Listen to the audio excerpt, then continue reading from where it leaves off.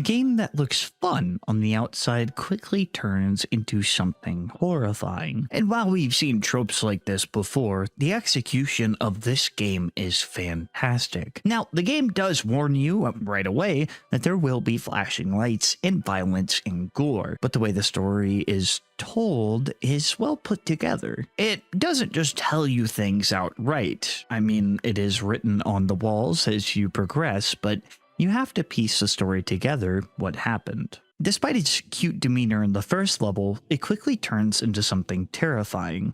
And it goes from Sonic hunting Robotnik to you being hunted. Allow me to tell you about an interesting game called Sonic.grim and why I think it's one of the most unique Sonic horror games out there right now. Mind you, this game is entirely 3D and it's not in Roblox. Interesting for the Sonic community, as most 3D games, especially like this, are in Roblox, so it's refreshing to see a new take. But before we fully delve into this game, we have to understand what happened in the past. This game takes place in an alternate version of Mobius. Kishi, who will be brought up throughout the video, translates to Knight and is a guardian angel whose sole purpose is to protect those who cannot fend for themselves. As powerful as she may be, it is physically impossible for her to kill another being, no matter how bad they are. Now, you might question how good of a guardian angel she is, since she can't technically kill another being,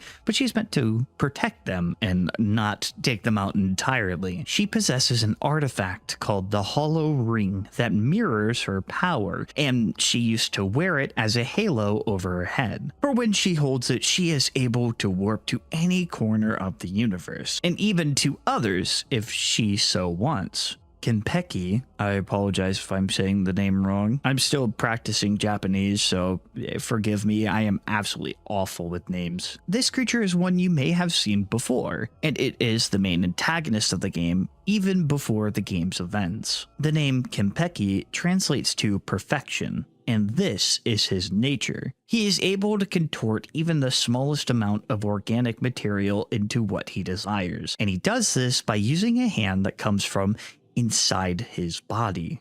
Like Kishi, he too used to be an angel, creating life forms for the universe, but was banished by the gods and sent to roam an older version of Mobius. He believes that animals are held back by their biology, and if they were made in his design, they could be perfect. But there would be obstacles for him to face. Konpeki wanted Kishi's hollow ring so he could travel through the universe to fix everything, molding it to his image. But she isn't going to let him have it. He wasn't strong enough to face her as he is now, so he turned to the powerful artifacts that would give him the power he sought to defeat Kishi, the Chaos Emeralds. Now, this is an older version of Mobius, so the Echidna tribe was there to protect them. Kinpeki posed a serious threat, but by using the Chaos Emeralds against him, the Echidnas encased him in stone. To ensure he would never be able to escape again, they placed him in a massive cave where he would remain dormant for millennia. Many years pass, and Konpeki would be released by accident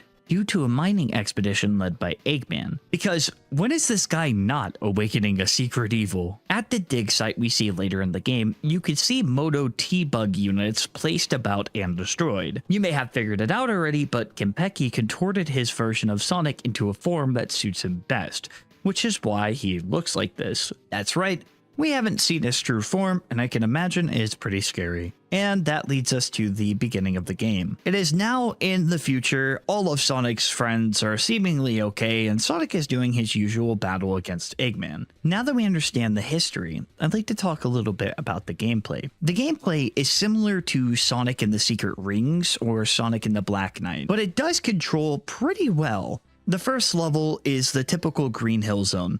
The mechanics are simple, but the game does come up with its challenges. This game isn't entirely linear, and you can actually choose to take different paths. There's a drop dash, and if you collect 50 rings and press the up arrow key while you do, you actually get a little bit of a speed boost. This gives an incentive to collect rings and try your best not to get hit. It's definitely a trial and error type game, as while the controls are responsive and simple, it's still difficult if you don't know your way. The first level took me way too long to beat, but honestly, I think that's my own skill issue. But you know what? It's actually quite fun. Learning what pathways you can go, trying to learn from your previous mistake, like, an actual Sonic game. And I gotta give it credit for that. It even has custom cutscenes in new Sonic renders in 3D. I can really appreciate the uniqueness, as these auto-run games for Sonic aren't done too often. There's even a boss fight at the end of the level. Basically, just have to run in a circle enough until you jump at Eggman enough times until he explodes, and he T-poses away, which is pretty great.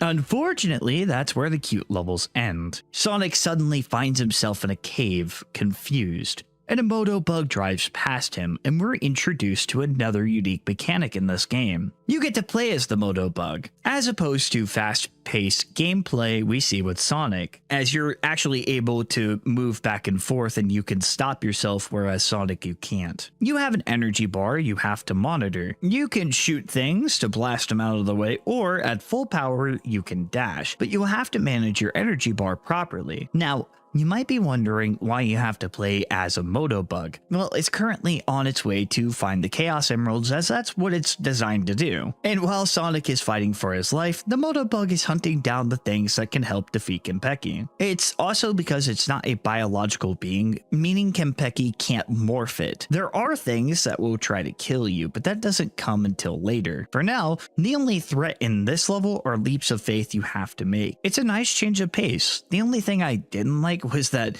if you die and you were about to complete the level, you have to start over again. Keep in mind, I was able to beat the game in about an hour and a half, and that was after failing a bunch. So the levels aren't too long, but it does feel punishing when you lose and have to start over again. That aside, this area is meant for exploration and to get used to the Motobug controls, along with taking in the story written on the walls. And eventually, we find a Chaos Emerald.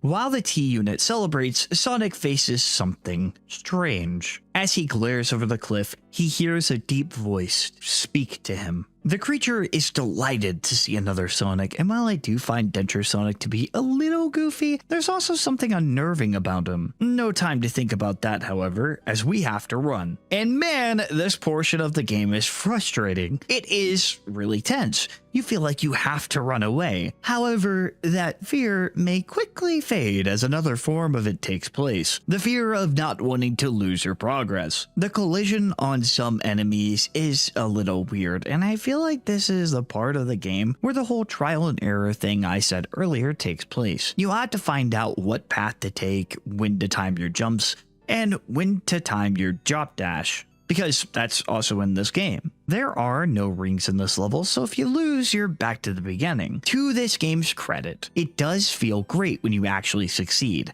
And it's a horror game. It's going to have some level of difficulty that raises the stakes. After all, if it was too easy, the threat wouldn't be as prominent, thus the game wouldn't be as scary. And you know what? Despite my rage, I still had fun with the mechanics. At least to this Sonic horror game has gameplay. It also has custom animations depending on where you die. So it's not just one set death animation. If you die at a new spot, it likely has a new animation for it. If you survive the onslaught of obstacles, just as you're about to be caught, Sonic is teleported away and we are met with Kishi. Kishi introduces herself to the Hedgehog and explains that what we just faced was something called a Grim Beast. It has control over most of the world and now has its sights on us. She instructs us to follow the path to the mainland, and we're on our way. Meanwhile, it's time for another Motobug level. You gotta collect 15 rings to open a door, and once you do, prepare to die. I will warn you now, if you play this game, this thing comes out of nowhere and will probably kill you. The trick is to make it destroy rocks, and it is pretty scary being chased by it. You have to shoot these buttons that lower a bridge, and once you do that, you can escape from it. This level isn't too bad, but once again, dying means you restart. However, completing the level gets you another Chaos Emerald, of which Kishi is surprised to see, as they haven't seen them in years. She's not sure what's causing them to reappear, but knows she can't dwell on it long. She tells us to find the rest of them before Konpeki gets his hands on them. And just like that, we're back to Sonic. I won't waste your time and tell you how many times I died, because that would be embarrassing and take too long. I will tell you that the level design is pretty cool, and the weirdly morphed moto bugs and killer item boxes are creepy but well designed. To end the level off, we have a weird looking creature. It has eyes placed all over its body. It's contorted. To beat it, you gotta do what you did against Eggman. This time you have to have patience, but you get the hang of it eventually. The Motobug, Kishi, and Sonic all meet up to figure out where to go next. She tells us the tale of how a brave echidna broke the hollow ring into pieces, and she hid them from Kimpeki.